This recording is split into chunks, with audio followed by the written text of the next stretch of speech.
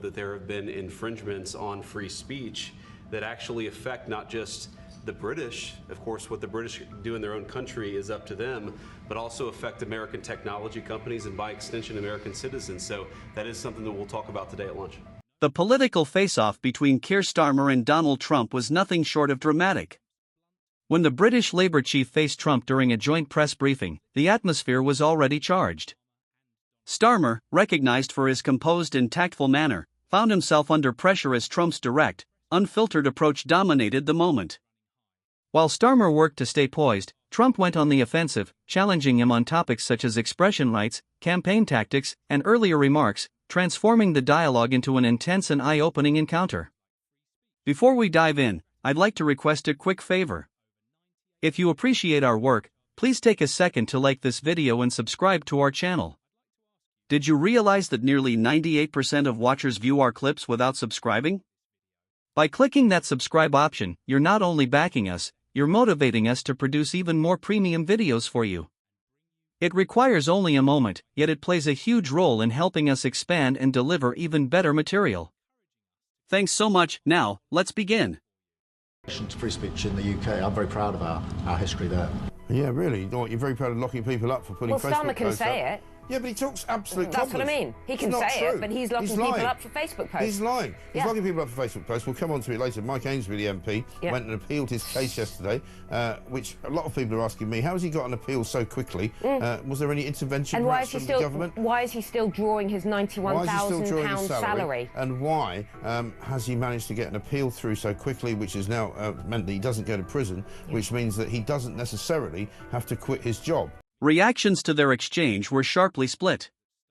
Some viewed Starmer as being drawn into a political contest, trying excessively to balance conflicting sides. Meanwhile, Trump's backers swiftly claimed that Starmer was contorting himself to seem in step with Trump, all while concealing his genuine opinions. This briefing wasn't merely a standard encounter between two figures. It evolved into a focal point within a far larger conversation about the ideological course of both nations. The entire episode provoked doubts about Starmer's reliability, casting uncertainty on whether he remains as firm in his leadership drive as he professes. During the event, Starmer went out of his way to commend Winston Churchill, one of Britain's most celebrated icons. It was an unmistakable effort to link himself to Churchill's legacy of resilience and patriotism, especially with Trump, who has often voiced respect for Churchill. Yet there was a twist. Starmer's admiration appeared somewhat too calculated. Only a few years prior, he had publicly condemned Churchill's imperial history, even urging a more balanced assessment of his reputation. Now, his abrupt shift in stance drew attention.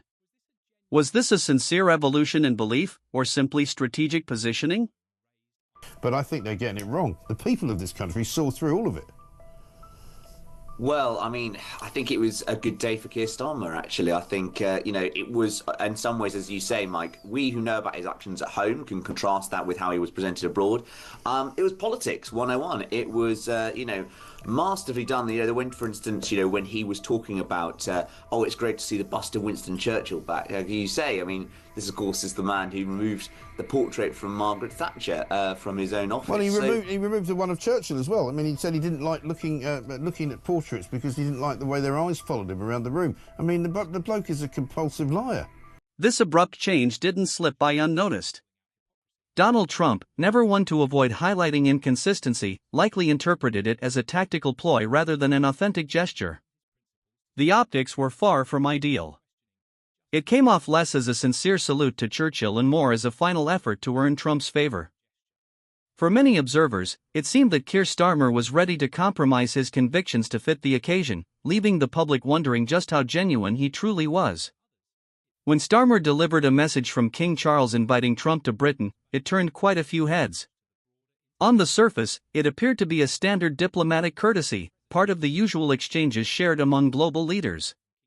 Yet to some, it looked like a deliberate strategy, an effort to appeal to Trump's supporters and signal to the wider world that the UK remained willing to engage with the former US president, despite his polarizing history. Oh my God, did you hear that?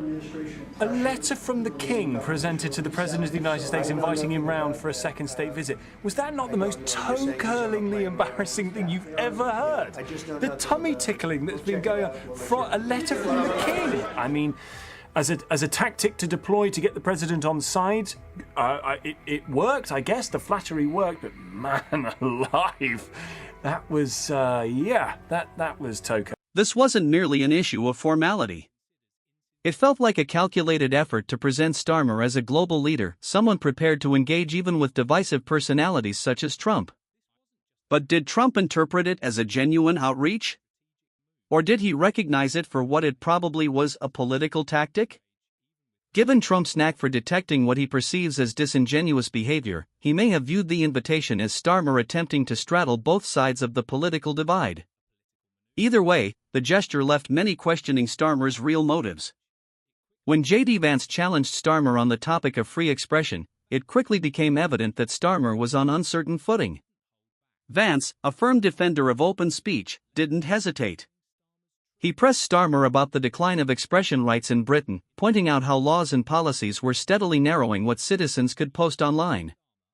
He cited instances where people had been detained for social media comments that wouldn't be criminalized elsewhere. Starmer, however, sought to redirect. He maintained that the UK continued to uphold free expression, dismissing anxieties over the tightening of digital discourse. He minimized the rising censorship concerns, but it wasn't a convincing argument. Britain has witnessed a spike in arrests tied to online actions, especially under the contentious Online Safety Bill. Though designed to regulate harmful material, the legislation has provoked serious fears about suppressing open dialogue. When comparing the US and the UK, the disparity is striking. Speech in America is constitutionally safeguarded, whereas Britain's regulations have grown increasingly limiting. Starmer's assurances sounded unconvincing in that light. And for someone like Trump, who routinely denounces censorship, it only deepened his irritation with Starmer's stance. Another attempt, from his perspective, to avoid facing inconvenient realities. And when he says he doesn't want to impinge on American citizens, American companies, that's exactly what he wants to do. The online harms bill says that they will clip the wings of places like Twitter and Instagram and Facebook. That's what it says. But more than that, he's locking up our citizens for innocent comments, for literally just having an opinion. I mean, he asserted himself a tiny bit there. Well done. I was talking to a body language expert who said, just look at Trump, sitting there, legs apart, power pose. He's legs crossed. Cowering, legs crossed like a lady. Sorry, but like a lady. Like a lady. Yeah. No, like a lady. Yeah. I mean, well, let's not go there. Let's not. No. Absolutely. It was clear who was in control. And yes, Starmer spoke up. Oh, we have free speech in the UK. What does it mean? It's like going, we had Shakespeare in the UK. But he only spoke up because he saw Macron do it. And you can tell that he was coached by whoever it is that coaches him to do an interruption, because that's what Macron did. Macron did it with a bit more style, to be fair. Make sure you touch him, because that's what Macron did. You know, make sure you kind of, I know, the whole smile thing was all the time. very staged. It was just fake, and it was staged, and it was pretty sickening, actually. Had Keir Starmer dared to mention the condition of free expression in Britain, Donald Trump's reaction would have been immediate and cutting. Known for his vocal opposition to suppression, Trump wouldn't have paused to accuse Starmer of what he perceives as dishonesty. He has always been forthright, never inclined to soften harsh truths, and he likely would have underscored the mounting concern over online restrictions in the UK. While Starmer might have attempted to present free speech as thriving, Trump would have cited the increasing arrests for digital commentary, making it plain that the situation is far from that image.